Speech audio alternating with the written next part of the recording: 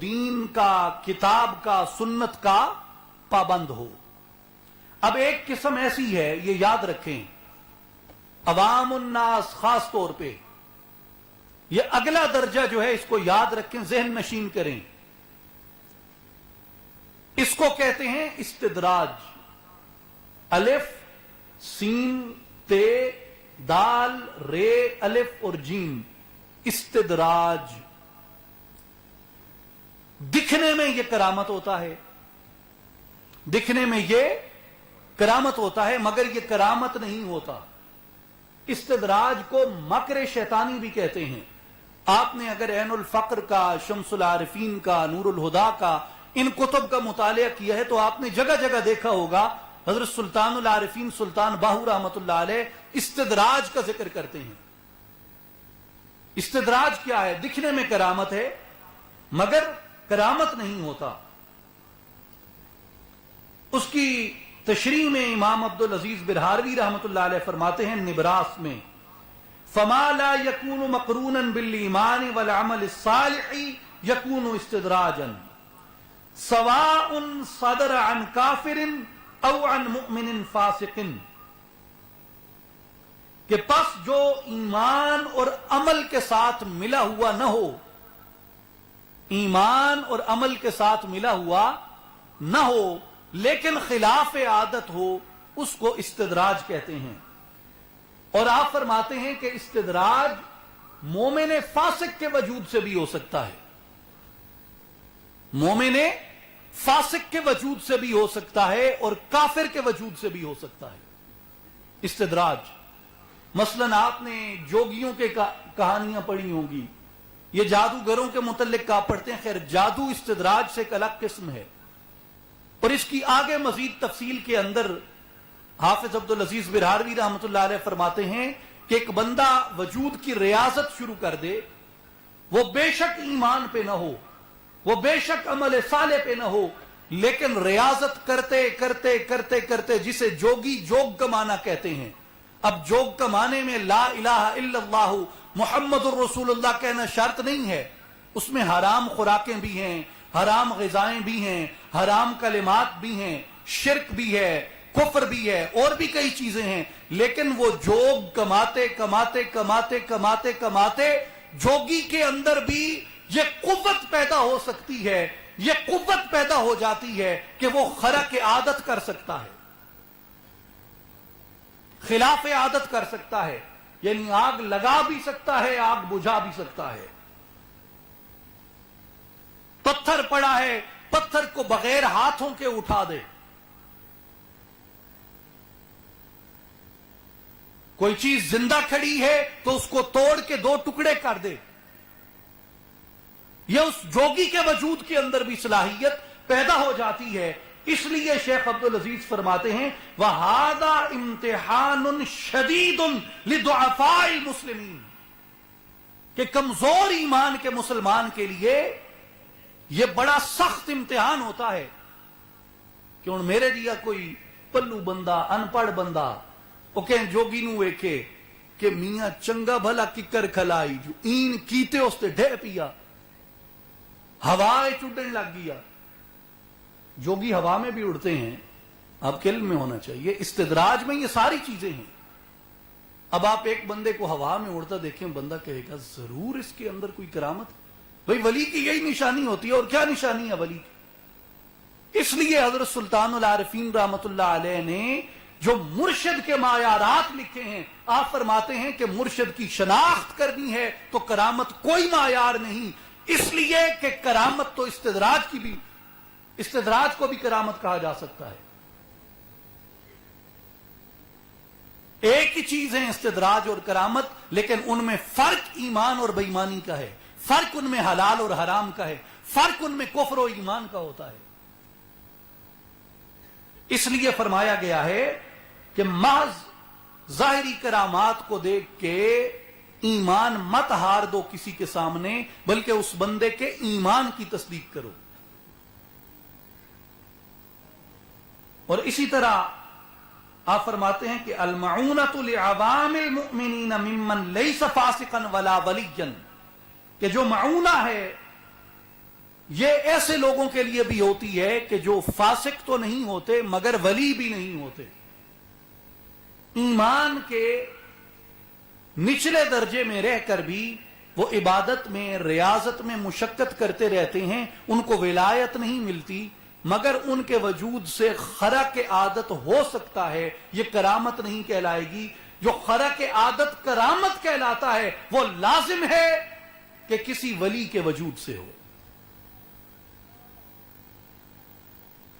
اس لیے میرے بھائیوں، پہلی بات تو یہ سمجھنی چاہیے کہ کرامت برحق ہے، اور دوسری بات یہ ذہن میں رکھنی چاہیے کہ کرامت کی مثل، کرامت کی طرح دکھنے والا ایک عمل استدراج و مکر شیطانی بھی ہے، جہاں انسان کے، مومن کے، مسلمان کے ذہن کو مغالطہ لگ سکتا ہے، لیکن جہاں تک تعلق کرامت کا ہے، کرامت کو استدراج کی مثل کہہ کر رد نہیں کیا جا سکتا، اور ولی کے وجود کے اندر کرامت کا ہونا یہ برحق ہے، کتاب سے بھی ثابت ہے، سنت سے بھی ثابت ہے، اور ائمہ عقیدہ نے اس بات پہ اصرار کیا ہے کہ اولیاء اللہ کی کرامات کو برحق مانا جائے، اور جو کرامات اولیاء کو برحق نہیں مانتا، عظیم ائمہ اکابر کے نزدیک، عظیم ائمہ دین کے نزدیک وہ گمراہ اور دین سے بھٹکا ہوا شخص ہے، اور اس کو وہ بدعتی کہتے ہیں جو کرامت اولیاء کا انکار کرتا ہے۔ میں بطور حوالہ کے، بطور شہادت اور گواہی کے چند چیزیں آپ کو عرض کر دیتا ہوں کہ آپ کے ذہن نشین ہو جائیں۔ الفقہ الاکبر معروف کتاب ہے سیدنا امام اعظم نعمان بن ثابت الکوفی امام ابو حنیفہ رحمت اللہ علیہ کی، اور اس کی شرح لکھی ہے امام ملا علی قاری الحروی رحمت اللہ علیہ نے، اور اس میں امام صاحب سے آپ نے یہ جملہ ارشاد فرمایا ہے وَالْكَرَامَاتُ لِلْأَوْلِيَاءِ حَقٌّ۔ کیا؟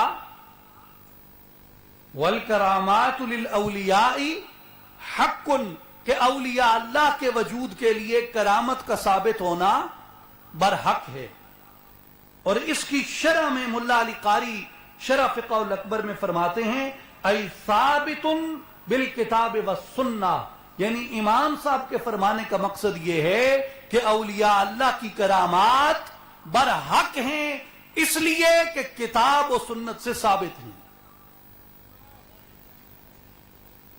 اور امام ابو جعفر الطحاوی رحمت اللہ علیہ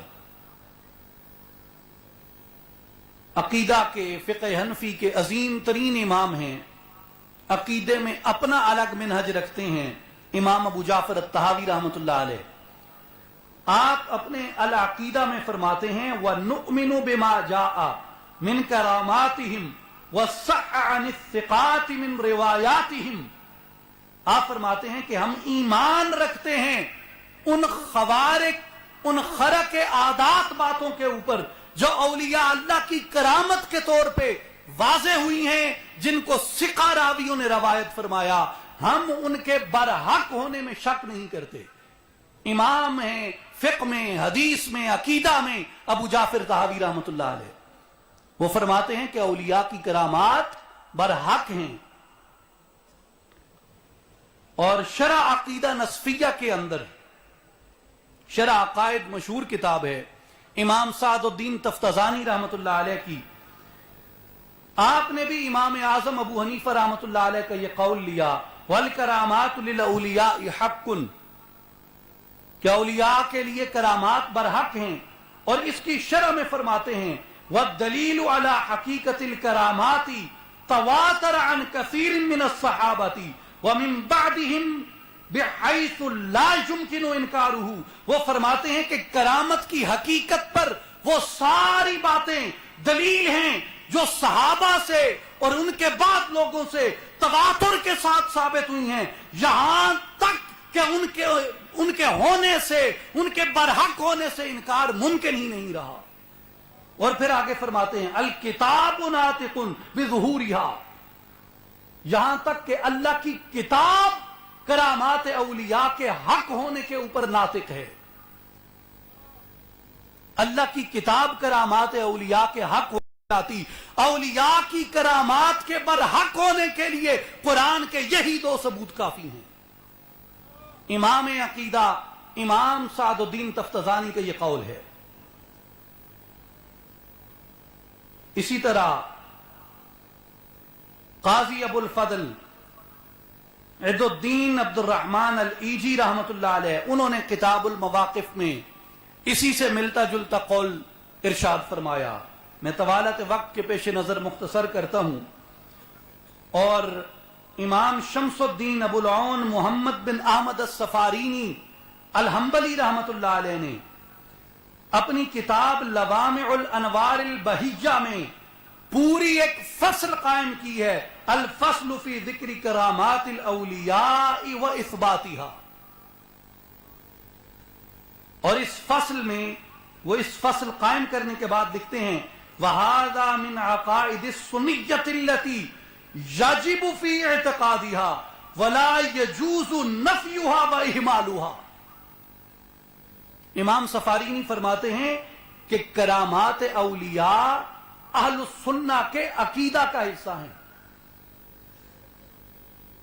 لوگ کہتے ہیں نا کہ یہ عقیدت ہے. کیا بولیں؟ یہ عقیدت ہے. عقیدت میں اور عقیدہ میں فرق ہوتا ہے. اولیاء کی کرامات کا برحق ہونا امام سفارینی الحنبلی رحمت اللہ علیہ کے بقول، اولیاء کی کرامات کا برحق ہونا یہ ہماری عقیدت کا حصہ تو ہے ہی ہے، یہ ہمارے عقیدہ کا حصہ بھی ہے.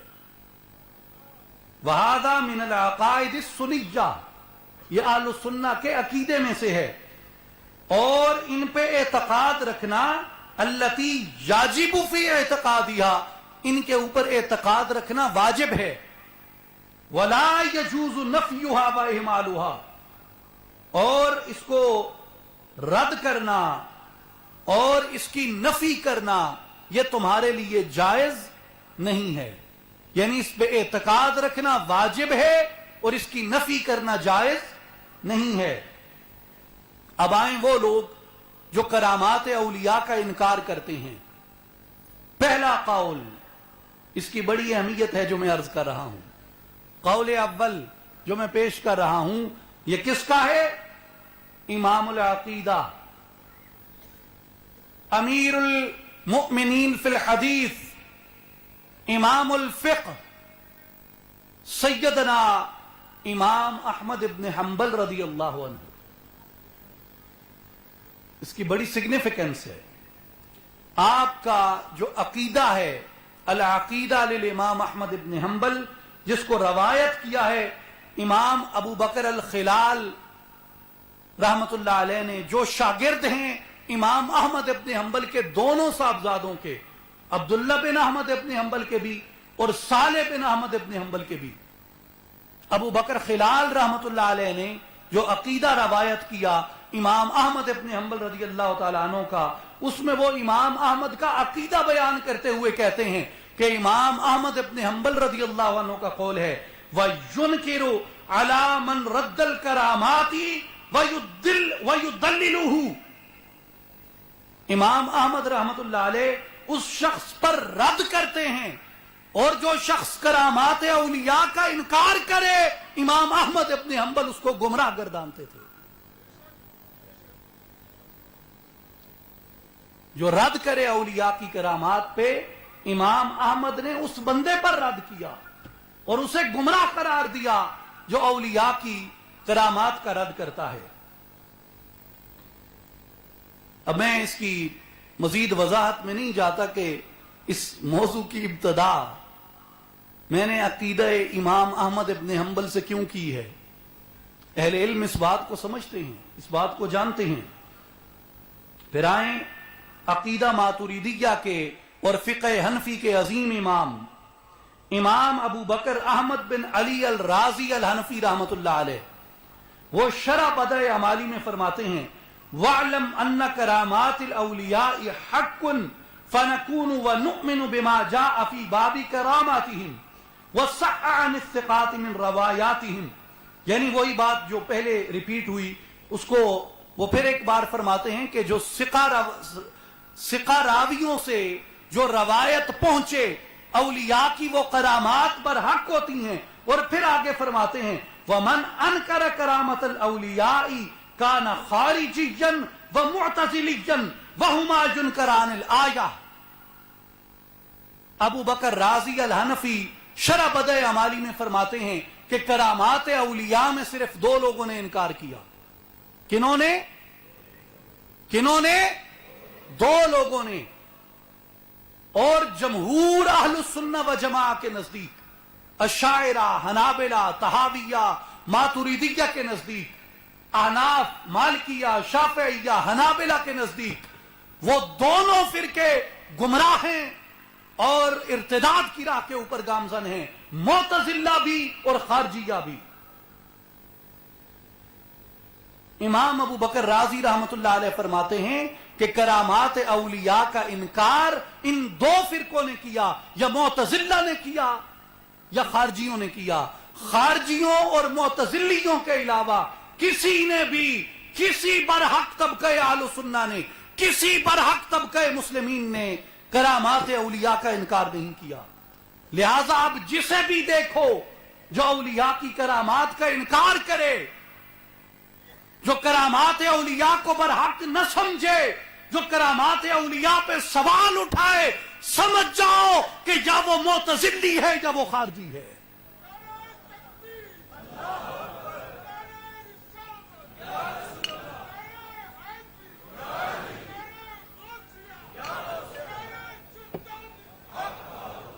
وَمَنْ أَنْكَرَ كَرَامَةَ الْأَوْلِيَاءِ كَانَ خَارِجِيًّا وَمُعْتَزِلِيًّا وَهُمَا يُنْكِرَانِ الْآيَةَ. اب سنیں امام شمس الدین الذہبی رحمت اللہ علیہ، حدیث کے اسماء الرجال کے عظیم امام، آپ کتاب العلوم میں فرماتے ہیں اعلم ان اللہ عز وجل قد اخبرنا وهو اصدق القائلین. آپ فرماتے ہیں کہ تم پوچھتے ہو کرامت کی دلیل کیا ہے، تو جان لو کرامات اولیاء کے متعلق ہمیں اللہ نے اپنی کتاب میں خبر دی ہے، اور کتاب اللہ میں خبر آ جانے کے بعد کسی اور روایت کی آپ کو ضرورت نہیں رہتی، اس لیے کہ قائلین میں سب سے زیادہ سچا ہے اور کتاب سب سے زیادہ سچی کتاب ہے. اور اس کی روایت وہ دیتے ہیں کہ ملکہ بلقیس کا تخت اتنا چوڑا، اتنا اونچا، اتنا لمبا، اتنا بھاری، اتنے پردوں میں، حجابوں میں، کمروں میں، تالوں میں چھپا ہوا، مقفل. لیکن فرماتے ہیں کہ ایک صحابی اٹھا سلیمان علیہ السلام کا اور کہتا ہے کہ اے سلیمان، یہ جن تو کہہ رہا تھا نا کہ میں محفل کے برخاست ہونے سے پہلے یمن سے وہ تخت اٹھا کے شام میں لا کے رکھ دوں گا. فرمایا سلیمان علیہ السلام، عرض کی سلیمان علیہ السلام اگر مجھے اجازت دیں تو محفل برخاست ہونے کی بات نہیں، آنکھ جھپکنے میں اتنا بڑا تخت یمن سے شام میں حاضر کر دوں گا، آنکھ جھپکنے میں. فسبحان اللہ العظیم. اس کے بعد امام ذہبی لکھتے ہیں کمال کا جملہ ہے، کمال کی بات ہے، سادہ بات ہے مگر اعلیٰ بات ہے، سادہ مگر اعلیٰ، کم خرچ بالا نشین. فرماتے ہیں کہ اس کے بعد کتاب کی اتنی بڑی دلیل کے بعد، کتاب اللہ کی اتنی بڑی دلیل کے بعد، فما ينکر کرامات الاولیاء الا جاہل. فرماتے ہیں کہ کوئی شخص بھی کرامات اولیاء کا انکار نہیں کر سکتا سوائے جاہل کے. کوئی شخص کرامات اولیاء کا انکار نہیں کر سکتا الا جاہل، سوائے جاہل کے. فَهَلْ فَوْقَ هَذِهِ كَرَامَةٌ فَيُقَالُ إِنَّهُ دَعَا بِاسْمِ اللَّهِ الْعَظَمِ فَحَضَرَ فِي لَمْحِ الْبَصَرِ مِنَ الْيَمَنِ إِلَى الشَّامِ. وہ فرماتے ہیں اس سے بڑی کیا دلیل ہو سکتی ہے کہ ایک شخص نے اللہ کے اسم اعظم کی برکت سے اس تخت کو طلب کیا. دعا باسم اللہ الاعظم, اللہ کے اسم اعظم کی برکت سے, اللہ کے اسم اعظم کی برکت سے ایک تخت کو طلب کیا. فی لمح البصر من الیمن الی الشام, صرف آنکھ جھپکنے میں یمن سے شام وہ تخت حاضر ہو جاتا ہے. فرماتے ہیں کہ اس کے بعد عقل کے لیے کسی دلیل کی ضرورت نہیں رہ جاتی, عاقل کے لیے کسی دلیل کی ضرورت نہیں رہ جاتی. اگر کوئی انکار کرتا ہے تو امام ذہبی فرماتے ہیں فما ينکر کرامات الاولیاء الا جاہل, کوئی جاہل شخص ہی انکار کرے گا. ملا علی قاری فرماتے ہیں جو پچھلی روایت عرض کی کہ ثابت بالکتاب والسنہ, کہ اولیاء کی کرامات کتاب و سنہ سے ثابت ہیں. آگے ملا علی قاری فرماتے ہیں شرح فقہ الاکبر میں لا عبرت بمخالفت المعتزلۃ واہل البدعۃ فی انکار الکرامہ. وہ فرماتے ہیں کہ اہل بدعت, کون؟ اہل بدعت, بدعت کرنے والے, بدعت کرنے والے اور معتزلی جو کرامات اولیاء کا انکار کرتے ہیں ان کی قول کا اعتبار نہیں کیا جاتا. اب ملا علی قاری کے نزدیک بدعتی کون ہے, کرامت کو ماننے والا یا کرامت کا انکار کرنے والا؟ بدعت کیا ہے؟ ماننا بدعت ہے یا انکار کرنا بدعت ہے؟ اقرار بدعت ہے یا انکار بدعت ہے؟ جو نہیں مانتا ملا علی قاری کے نزدیک بھی اور دیگر ائمہ کے نزدیک بھی وہ بدعتی ہے. پھر آگے سنیں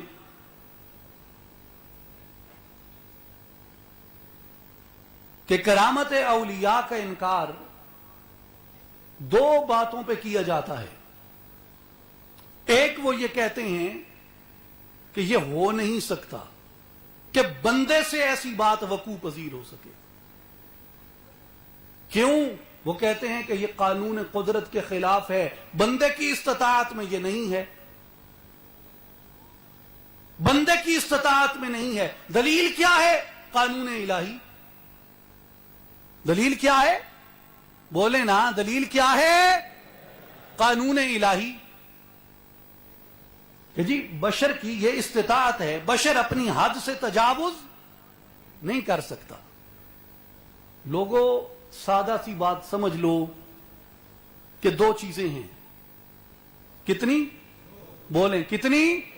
دو. ایک قانون الہی ہے اور دوسری قدرت الہی ہے. کتنی چیزیں ہیں؟ کون کون سی؟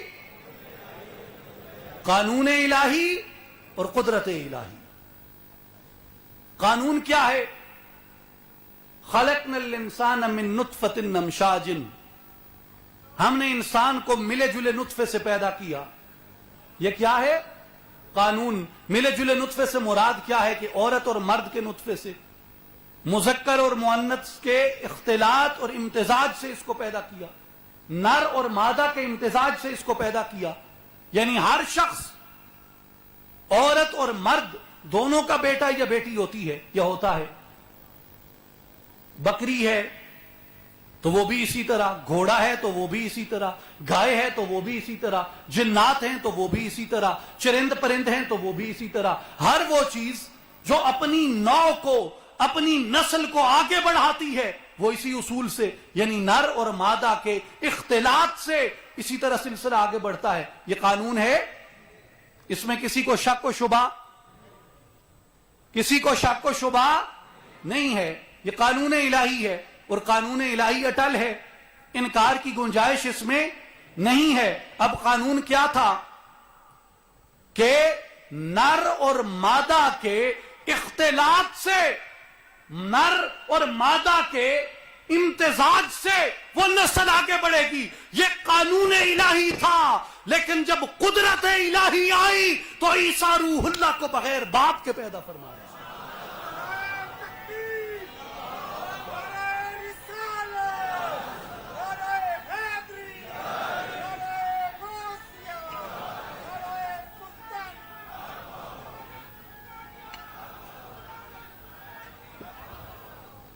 قانون اپنی جگہ پر حق ہے، بلا شک و شبہ ہے، قانون الہی برحق ہے، لیکن جہاں قدرت آئی، قدرت میں عیسیٰ روح اللہ کو بغیر باپ کے فقط بطن مریم سے پیدا فرما دیا۔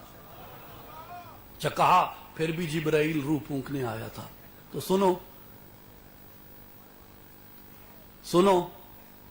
روح اللہ کے لیے تو چلیں، جبرائیل علیہ السلام روح پھونکنے آئے تھے، بھیا آدم علیہ السلام کیسے پیدا ہوئے؟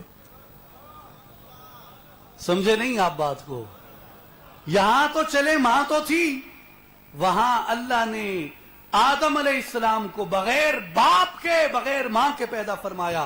قانون اپنی جگہ اٹل ہے، قدرت اپنی جگہ اٹل ہے، بشر تجاوز نہیں کر سکتا، یہ قانون الہی ہے، لیکن ولی کو اللہ اپنی قدرت سے عطا کر دیتا ہے۔ جس طرح بچہ ماں اور باپ کے بغیر پیدا نہیں ہو سکتا، یہ قانون الہی ہے، عیسیٰ روح اللہ بغیر باپ کے پیدا ہو گئے، یہ قدرت الہی ہے۔ میں یہاں سے وہاں نہیں جا سکتا، یہ قانون الہی ہے، لیکن غوث پاک اگر چاہیں تو بغداد سے یہاں ہماری مدد کر سکتے ہیں، یہ قدرت الہی ہے۔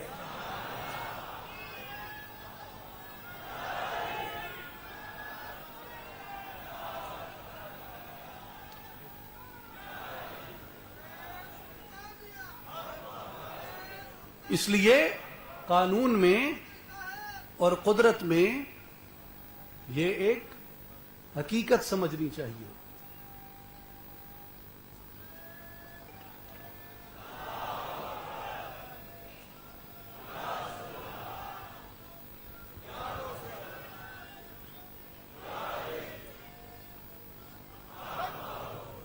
اللہ کی مرضی، جس کو چاہے اپنے قانون کے تابع رکھے اور جس کو چاہے اپنی قدرت سے کوئی فضل و کمال عطا کر دے۔ اب اس قول پہ رک گئے، پھر کیا قول کیا؟ پھر کیا دیکھیں، کرامت اگر آپ کہیں گے ولی کے لیے تو اس کا شبہ نبوت کی طرف جاتا ہے، لہذا یہ ہونا درست نہیں۔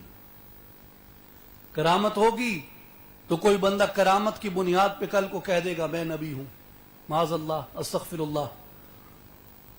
اب سنیں اس گتھی کو، شرح عقیدہ طحاویہ جو عقیدے کی کتاب ہے، شرح عقیدہ ہے، امام صدر الدین ابی العز الحنفی الدمشقی رحمۃ اللہ علیہ نے اس میں فرمایا ہے وَقَوْلُ الْمُعْتَزِلَةِ فی انکار الکرامت ظاہر البطلان فإنه بمنزلة انکار المحسوسات وقولهم لو صحت لاشتبہت بالمعجزہ فیؤدی الى التباس النبی بالولی وذلك لا يجوز۔ فرمایا کہ کرامت کے انکار میں معتزلہ نے جو قول کیا اس کا بطلان واضح ہے، کیونکہ اس کا انکار محسوسات کے انکار کی طرح ہے۔ جہاں تک ان کے اس شبہ کا تعلق ہے، اب شبہ کیا ہے معتزلہ کا؟ وہ کہتے ہیں کہ اگر کرامت کو صحیح مان لیا جائے، اگر کرامت کو صحیح مان لیا جائے تو کیا ہوگا؟ نبی اور ولی میں فرق دشوار ہو جائے گا۔ اور معتزلہ نے کہا کہ ایسا کرنا جائز نہیں ہے۔ اب جواب سنیں، امام کا جواب سنیں۔ وہ اس کے جواب میں فرماتے ہیں وَهَذِهِ الدَّعْوَى إِنَّمَا تَصِحُّ إِذَا كَانَ الْوَلِيُّ يَأْتِي بِالْخَارِقِ وَيَدَّعِ النُّبُوَّةَ وَهَذَا لَا يَقَعُ۔ وہ فرماتے ہیں کہ یہ اس صورت میں حق ہوتا اگر کوئی ولی نبوت کا دعویٰ کر دیتا، خرق عادت کو بنیاد بنا کے، کرامت کو بنیاد بنا کے اگر نبوت کا دعویٰ کرتا تو یہ سچ تھا، یہ حق تھا۔ معتزلہ کا الزام کہ پھر نبی اور ولی میں فرق ختم ہو جائے گا۔ وہ کہتے ہیں مگر وَلَا بِدَّعَ النُّبُوَّةَ لَمْ يَكُنْ وَلِيًّا بَلْ كَانَ مُتَنَبِّيًّا